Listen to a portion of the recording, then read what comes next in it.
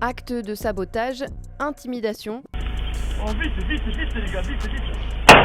Ces derniers jours, plusieurs opposants à l'autoroute A69 ont été visés par des actions malveillantes. Ils sont arrivés dans la nuit, ils ont cassé le compteur. On est inquiet que ça aille pas plus loin, quoi. La semaine dernière, mardi, dans la nuit de mardi à mercredi, j'ai été, je dirais, concernée par 2 actions.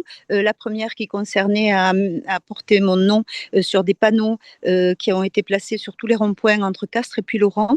Des panneaux qui indiquaient donc le nom de 10 personnes en les accusant d'être des hébergeurs ou soutiens aux voyous avec une cible. Et parallèlement, donc, les panneaux de mon atelier ont été tagués, ainsi qu'une fresque murale que nous avons et la route devant chez nous. Et donc, on était tous très meurtris de ça, parce que moi, j'ai considéré que le projet de l'autoroute n'est pas un bon projet et que donc, je considère qu'on a des outils légaux qui nous permettaient de dire que notre opinion.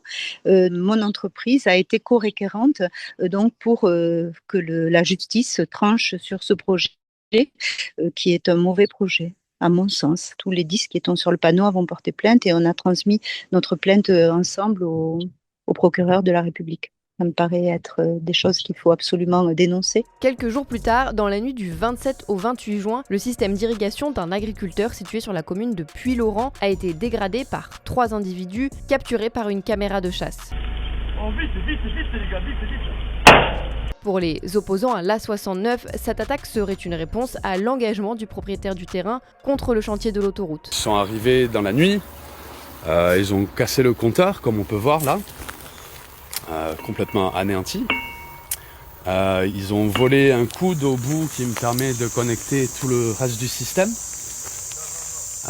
et tordu un tuyau d'alimentation du réseau, ce qui rend le réseau inutilisable. En gros. Alors, on a fait une petite estimation des dégâts et de la perte potentielle sur les légumes. On est autour des 60 000 €.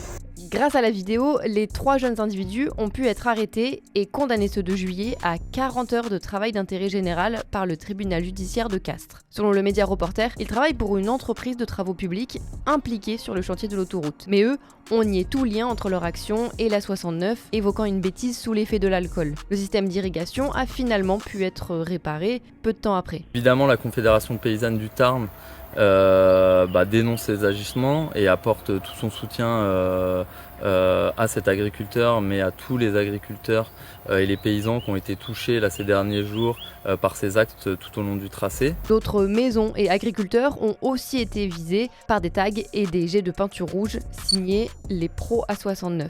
Voilà, donc ça c'est l'occupation de cette nuit là, donc entre 2h et 7h du matin. Et oui, il y a beaucoup de gens locaux qui sont contre l'autoroute.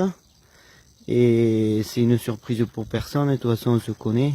Ben voilà quoi, si vous avez fait un scoop, vous arrivez à trouver des opposants à l'autoroute, ben ouais, on est plusieurs. Ouais. Allez, bonne journée les pros. Ces actes interviennent quelques jours avant qu'un important week-end de mobilisation soit organisé par les opposants à l'A69 du 4 au 6 juillet. Rassemblement interdit par les préfets du Tarn et de Haute-Garonne.